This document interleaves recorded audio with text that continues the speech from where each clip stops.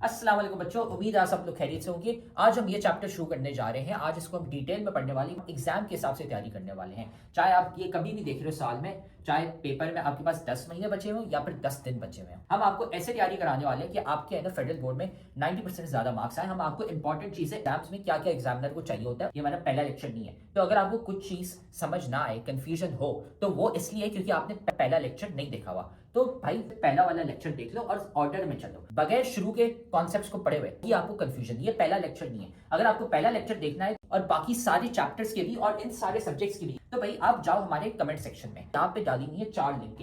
इसमें पूरी किताब की हमने प्लेलिस्ट डाली हुई है, इसको दबा दो, आपको है ना सारे लेक्चर्स मिल जाएंगे इस पूरे के पूरे सब्जेक्ट के। डाले हुए फ्री के नोट्स, यहाँ पे नोट्स कोई एमी नोट्स नहीं है। ये आप लिंक दबाओगे तो खुलते हैं, आपके पास हमारे 300 बच्चे जो थे जिनके 90% ज्यादा मार्क्स आए थे, उनके हमने नोट्स कंपाइल करके आपके लिए डाले हुए ताकि आप भी है ना अपने एग्जाम की तैयारी कर सको। सारे के सारे नोट्स हमने डाले हुए इन 300 बच्चों के। तो भाई ये देखो यहाँ पे पड़ा हुआ है हमारे सब्सक्राइब का बटन, इसको सब्सक्राइब कर लो, ठीक है। बेल्स भी है ना यहाँ पे दबा दो, लाइक करो वीडियो को और साथ में जाके कमेंट करो अपना वीकेस्ट चैप्टर। भाई कौन सा चैप्टर है जो तुम्हें बहुत मुश्किल लगता है, बहुत वीक लगता है, हम क्या करेंगे उसका निकालेंगे one shot lecture. One shot lecture एक लंबा सा पूरे चैप्टर का लेक्चर होगा, उसमें हम आपको एग्जाम ओरिएंटेड तैयारी कराने वाले हैं ताकि आपके है ना पेपर में 90% मार्क्स आ सके। तो जाके कमेंट करो कौन सा चैप्टर आपको बहुत मुश्किल लगता है। फिर ये याद रखना कि भाई हमारे लेक्चर्स, हमारे नोट्स, सारे गेस्ट पेपर्स काम के होते हैं। ये 300 बच्चे हैं जिनके ना 90% ज्यादा मार्क्स आए थे। तो सारा मटेरियल कमेंट सेक्शन में सबसे पहला कमेंट है, वहां पे पड़ा हुआ है। और अगर आप भी उन बच्चों की तरह 90% ज्यादा मार्क्स लाना चाहते हैं तो आप भी है ना हमारी बैच ज्वाइन कर सकते हैं, जिसमें हम आपको A to Z सारी तैयारी कराते हैं सारे सब्जेक्ट्स की, है ना। हमारी स्पेशल बैच नंबर 1 है, तो हमें इस व्हाट्सएप नंबर पर मैसेज कर लो। ये सारी चीजें हम आपको देते हैं और एग्जाम के हिसाब से तैयारी कराते हैं। अगर आप भी है ना 90% ज्यादा मार्क्स लाना चाहते हैं, अपने माँ बाप का नाम रोशन करना चाहते हैं। तो अब हम ये लेक्चर शुरू करते हैं। इस टॉपिक को आज डिटेल में हम पढ़ने वाले हैं। उसके बाद आता है हमारे पास स्पोर फॉर्मेशन। अब स्पोर फॉर्मेशन में क्या होता है? Spores are very small unicellular non motile thick walled resistant asexual reproductive bodies. मैं आपको बताती हूँ इसमें क्या हो रहा होता है। इसमें जो है ना स्पोर्स जो है ना, सबसे पहले स्पोर को समझना है आपको। स्पोर जो है ना बहुत स्मॉल, बहुत छोटे से यूनिसेल्युलर यानी वन सेल्ड ऑर्गेनिज्म है। Non-motile मतलब they cannot move by themselves, cannot move यानी जहां ग्रो होते हैं वहीं पे रहते हैं। थिक वॉल्ड, इनकी जो वॉल होती है ना, सेल है, सेल के ऊपर एक वॉल बनी हुई होती है, बहुत थिक वॉल होती है। रेजिस्टेंट होता है यानी कि खुद से ब्रेक नहीं हो सकता और ना ही कोई और चीज इनको ब्रेक करती, like they are very fine thick walls. And ये एक्चुअली होते क्या है? They are asexual reproductive bodies, यानी कि इनके थ्रू एसेक्सुअल रिप्रोडक्शन होती है। इसकी सिंपल डेफिनेशन है, they are tiny single cell reproductive units that can develop into a new organism without fertilisation. इनको फर्टिलाइजेशन की जरूरत नहीं होती क्योंकि एसेक्सुअली रिप्रोड्यूस करते हैं। फर्टिलाइजेशन का क्या मतलब है? अगर फीमेल गैमेट है तो मेल गैमेट आके उसको फर्टिलाइज करेगा और फिर ही वो एक नया ऑफस्प्रिंग पैदा करेगा, ठीक। तो इनको ऐसी कोई नीड नहीं है, इनको मेल गैमेट की नीड ही नहीं है क्योंकि they don't have to produce sexually. ये एसेक्सुअल रिप्रोडक्शन है, सही है। In many fungi like Rhizopus, Rhizopus एक फंजाई की एक टाइप है, ठीक। और when they are ready to make new ones, their body cell creates strong protective bags called sporangia. अब क्या होता है? जो फंजाई है, फॉर एग्जांपल ट्राइजोपस, जब उसको अब रिप्रोड्यूस करने, जब उसको मजीद अपने ऑफस्प्रिंग्स पैदा करने हैं, तो वो सबसे पहले एक स्ट्रक्चर बनाता है, स्पोरेंजिया। स्पोरेंजिया क्या होता है? स्पोरेंजिया जो है ना एक बैग की तरह होता है। You can say sporangia is a bag. उसके अंदर हमारे पास स्पोर्स मौजूद होते हैं, छोटे छोटे छोटे छोटे स्पोर्स होते हैं। और ये स्पोरेंजिया जिस स्टॉक पे, जिस ब्रांच पे होते हैं, उसको हम स्पोरेंजियोफोर कहते हैं, ठीक। स्पोरेंजियम, स्पोरेंजिया क्या होता है? It is a sac like structure. Sac क्या कहते हैं? बैग। ये अब एक बैग बना हुआ है, ठीक है। It's a sac like structure found in some plants, जैसे फंजाई, एल्गी, इनमें स्पोर्स बनते हैं, ठीक है। इस स्पोरेंजिया में स्पोर स्टोर होते हैं। इट्स अ बैग जिसके अंदर हमारे पास छोटे छोटे स्पोर्स स्टोर होते हैं, ठीक। और ये जो स्टॉक है जिस पर ये बैग लगा हुआ है, इसको हम स्पोरेंजियोफोर कहते हैं, ठीक। इस चीज को समझना है हमने। Inside these bags, cell divide a lot and make many tiny cells called spore. अब ये जो है ना, इस बैग के अंदर एक स्पोर है, वो डिवाइड होके दो और स्पोर बना रहा है, फिर वो दो स्पोर और स्पोर्स बना रहे और बनाए, और इसी तरह ये बैग स्पोर्स से फिल हो जाता है, भर जाता है। Each spore have a tough shell called a cyst that helps it survive in unfavorable period. अब for example, now you can see एक स्पोर है हमारे पास, ये एक छोटा सा स्पोर है, यू कैन से। अब इस स्पोर के ऊपर एक और कवरिंग है, ये थिक सी सख्त सी एक कवरिंग है, इसको हम कहते हैं सिस्ट। सिस्ट पूरे को हमने क्या कहा, स्पोर।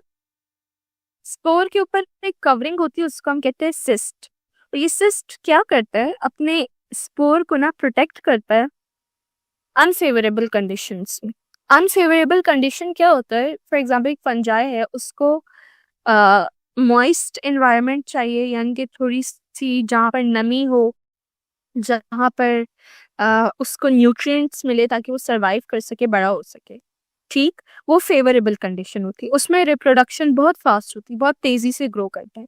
लेकिन फॉर एग्जाम्पल अगर कोई कंडीशन है कि उनको ना न्यूट्रिएंट्स मिल रहे हैं, ना प्रॉपर टेम्परेचर मिल रहा है, तो ऐसी कंडीशन में बहुत चांसेस होते हैं कि आपका प्लांट डाई कर जाए, डाई हो जाए, मर जाएगा। लेकिन ये जो लेकिन प्लांट क्यों नहीं मरता है, ये फंगस क्यों नहीं मरते हैं? इसलिए नहीं मरते हैं क्योंकि उनके ऊपर जो है ना, ये सिस्ट जैसी कवरिंग होती है जो इनको प्रोटेक्ट करते हैं अनफेवरेबल कंडीशंस में। सिस्ट के अंदर जो इम्पोर्टेंट मटेरियल है स्पोर, ये उस स्पोर को मरने नहीं देता, डाई नहीं होने देता। राइजोपस जो है ना, असल में इसको कॉमनली ब्रेड मोल्ड भी कहते हैं। आपने देखो ब्रेड के ऊपर अक्सर फंगस लग जाती है, गर्मियों में तो ज्यादा लगती है। भाई ये लेक्चर तो तुम बहुत मजे से देख रहे हो, लेकिन तुम्हें पता है कि लेक्चर देखने से खाली 90% मार्क्स नहीं आ जाते। असल में भाई मार्क्स कैसे आते हैं, तो भाई ये लेक्चर देखने के बाद आपने नोट्स खुद के बनाने होते हैं, और फिर साथ में आपने प्रैक्टिस भी करने होते हैं सवाल। भाई ये हमारा फेवरेट कोट है, 90% marks don't come from just hard work, they come from consistency, smart strategy and proper revision. भाई स्मार्ट तरीके से पढ़ो, स्मार्ट तरीका ये हमने आपको बताया हुआ है, तो साथ में हम आपको तरीका भी नहीं बता रहे, साथ में हम आपको दे रहे हैं भाई नोट्स। जाओ कमेंट सेक्शन में, नोट्स में से आपको मिल जाएंगे भाई उन बच्चों के नोट्स। 300 बच्चे थे जिनके 90% ज्यादा मार्क्स आए थे, उनके नोट्स वहां पे पड़े हुए, लेकिन साथ में उधर नीचे हमने आपको सवाल भी दिए हुए प्रैक्टिस के लिए। ये यहाँ पे पूरी गूगल शीट पड़ी हुई है भाई, यहाँ से जाके सवाल प्रैक्टिस करो। खाली ऐसा कुछ नहीं होता कि हाँ हम लेक्चर देखेंगे हमारे मार्क्स आ जाएंगे, नहीं भाई, नोट्स पढ़ने होते हैं और साथ में इनकी प्रैक्टिस भी करनी होती है सवालों की। आपने ब्रेड रखी हुई होती है फ्रिज में, अगर आप उसको ना रखो, फॉर एग्जाम्पल आपके घर ब्रेड आई है 3-4 दिन से, अब जब आप लोगों को अगर कोई बेकिंग करते हो तो किसी को पता होगा कि आप अगर ब्रेड या पिज्जा वगैरह बना रहे हो तो आप उस डो के अंदर ईस्ट डालते हो, और ईस्ट क्या है, ईस्ट फंगस है। और आपने अक्सर देखा होगा कि आपकी डो राइज कर जाती है अगर आप उस पर 1-2 घंटा रखो। वो क्यों राइज होती है, वो इसलिए राइज होती है क्योंकि उसके अंदर फंगस मल्टीप्लाई ग्रो कर रही होती है, और वो डो को राइज करवा देती है। इसी तरह जो ये राइजोपस है, आपने अक्सर देखा होगा, ईस्ट एक अच्छा बैक्टीरिया, एक अच्छा फंजाई जो हमें रिक्वायर्ड होता है। हम अक्सर जो है ना मिल्क ब्रूइंग और इन चीज़ों में यूज़ करते हैं, चीज़ बनाने में, इन सब चीज़ों में। बट जो राइजोपस है वो तो एक फंगस है, ना इसको हम खा सकते हैं ना हम इसको यूटिलाइज कर सकते हैं, ये हार्मफुल होता है। आपके ब्रेड के ऊपर अक्सर ब्लैक या ग्रीन ग्रीन जो लग जाता है, वो यही राइजोपस होता है। और क्यों ग्रो करता है, आपके ब्रेड में नमी है, गीली है आपकी ब्रेड गर्म टेम्परेचर पे रखी हुई, गर्मियाँ हो रही है, 40 डिग्री टेम्परेचर चल रहा है, तो उसके अंदर जो है ना फंगस ग्रो करना स्टार्ट कर देगा। वो उसके लिए फेवरेबल सूटेबल इन्वायरमेंट है, वो उसमें ग्रो करता है और आपको दिखना लग जाता है ग्रीन ग्रीन सा, ठीक। तो सेम वो कैसे ग्रो करते हैं, वो स्पोर के थ्रू ग्रो करता है। स्पोर्स होते हैं जो स्पोर्स मल्टीप्लाई करते हैं एंड रिप्रोड्यूस करते हैं। अच्छा, when the sporangia are grown up, जब हमारे पास हमारा जो सैक होता है, ये जो बैग होता है स्पोरेंजिया, जब वो ग्रो अप कर जाता है सही से, then it pop up, then it open and let the spores come out. When the condition become favorable, these spores start growing into new rhizomes. कह रहे हैं जब ये हमारा बैग जो होता है स्पोरेंजिया, ये बैग जब हमारा फिल हो जाता है स्पोर्स से, तो ये बैग जो है ना फट जाता है या खुल जाता है और सारे स्पोर्स बाहर आ जाते हैं। फिर वो स्पोर्स मल्टीप्लाई होते हैं और ग्रो करते हैं और वो जो है ना और राइजोबस यानी और फंगस को बनाते हैं। तो इस तरीके से एसेक्सुअली रिप्रोड्यूस करते हैं। In unfavorable conditions, some types of filamentous bacteria such as actinomycete also make spores. These bacterial spores are also tough with thick wall. They form outside the bacterial cells, so they are called exospores. कह रहे हैं ये तो हमने fungus की बात कर ली है, क्या कुछ बैक्टीरियाज में भी हमने जो है ना ये स्पोर फॉर्मेशन के थ्रू रिप्रोडक्शन नोट की है, जैसे कि एक्टिनोमाइसीट ये एक बैक्टीरिया की टाइप है, इनमें भी स्पोर फॉर्मेशन होती है इन अनफेवरेबल कंडीशंस। फेवरेबल कंडीशंस में ये इजीली डिवाइड हो जाते, ग्रो हो जाते, बट अनफेवरेबल कंडीशन जिसमें इनको फूड एंड मॉइस्चर और सब कुछ प्रॉपर नहीं मिलता, तो उस कंडीशन में ये भी स्पोर्स बनाते हैं और इनके स्पोर्स की भी टफ थिक सेल वॉल होती है जो इनके स्पोर्स को प्रोटेक्ट करती है। ठीक, और ऐसे बैक्टीरियाज में जो स्पोर्स होते हैं वो उनकी बॉडी के ऊपर बनते हैं, तो दे आर कॉल्ड एक्सोस्पोर्स। और upon germination each spore form parental filament given rise such several new bacterial filaments. Germination क्या होता है? जर्मिनेशन का मतलब होता है कि जब आपकी कंडीशंस फेवरेबल होती हैं, जब आपके पास इनफ फूड, वाटर, टेम्परेचर सब कुछ आपके हक में होते हैं, जब सब कुछ आपके पास होता है, तब आपका स्पोर जो है ना, तब आपका स्पोर ग्रो करने लग जाता है।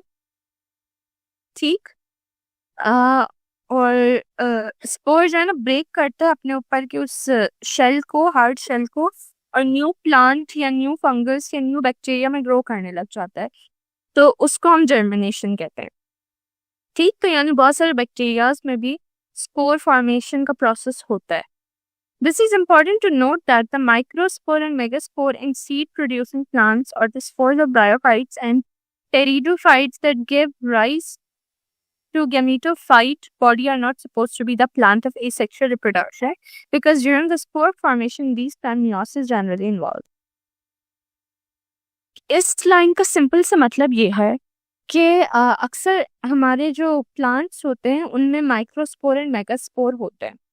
ठीक, लेकिन ये स्पोर्स जो है ना वो वाले स्पोर्स नहीं होते जो एसेक्सुअली रिप्रोड्यूस करते हैं। नो, ब्रायोफाइट्स, टेरिडोफाइट्स ये जो है ना प्लांट की टाइप्स हैं, इनके अंदर जो स्पोर्स मौजूद हैं ये एसेक्सुअल रिप्रोडक्शन से नहीं बने, बल्कि ये स्पोर्स जो है ना बने हैं प्लांट मियोसिस से यानी सेक्सुअल रिप्रोडक्शन से। सो इनको हम एक्चुअल स्पोर्स कंसिडर नहीं करते। This information is a bit extra for you guys, it's not that important. आप लोगों को बस ये समझ आना चाहिए कि स्पोर क्या होता है। यहाँ देखिए, स्पोरेंजिया है, बैग है, इस बैग के अंदर स्पोर्स हैं, और ये जो स्टॉक है जिस ब्रांच के ऊपर ये लगे हैं इनको हम क्या कहते हैं? स्पोरेंजियोफोर कहते हैं। ये डायग्राम आपको आनी चाहिए। तो उम्मीद है अब आपको है ना ये टॉपिक समझ आ गया। हमने सारे के सारे सब्जेक्ट्स और सारे के सारे चैप्टर्स के अपने नोट्स डाले हुए हैं, लेक्चर्स डाले हुए हैं। इधर कमेंट सेक्शन में चले जाओ, नोट्स पढ़े हुए हैं, लेक्चर्स पढ़े हुए हैं, गेस्ट पेपर भी हम आपको दे रहे हैं और इंपॉर्टेंट चीजें भी बता रहे हैं ताकि आपको है ना एग्जाम की डेट्स भी पता चल जाए और आपका एग्जाम मिस ना हो जाए। सारी चीजें अपने कमेंट सेक्शन में डाली थी, वहां से है ना जाके वसूल कर लो उसको। तो आप देख रहे हो कि हमारी इतने सारे बच्चे हैं जिनके 90% ज्यादा मार्क्स आए। क्यों? सवाल देने के साथ साथ हम सिखाते हैं कि भाई आंसर कैसे लिखते हैं। आंसर लिखने का एक तरीका होता है, वो तरीका हम सिखाते हैं सिर्फ और सिर्फ हमारी बैच वाले बच्चों को, इसलिए हमारे इतने सारे बच्चे हैं जिनके 90% ज्यादा मार्क्स आए हैं। तो अगर आप भी हमारी बैच ज्वाइन करना चाहते हैं ताकि आपके भी 90% से ज्यादा मार्क्स आए, तो हमारी बैच खुली है। इस व्हाट्सएप नंबर पे हमें मैसेज कर लो, आपको ये सारी चीजें मिल जाएंगी। हम आपको सिखाएंगे कि भाई आंसर कैसे लिखते हैं। टॉपर बच्चे जो 90% ज्यादा मार्क्स लाते हैं वो आंसर कैसे लिखते हैं ताकि एग्जामिनर मार्क्स काट ही ना सके, ताकि वो एग्जामिनर बोले भाई ये लो फुल मार्क्स। हमें इस व्हाट्सएप नंबर पे मैसेज कर लो और हम आपको ऐड कर लेंगे हमारी बैच में, और फिर आप भी है ना 90% से ज्यादा मार्क्स ला सकते हैं।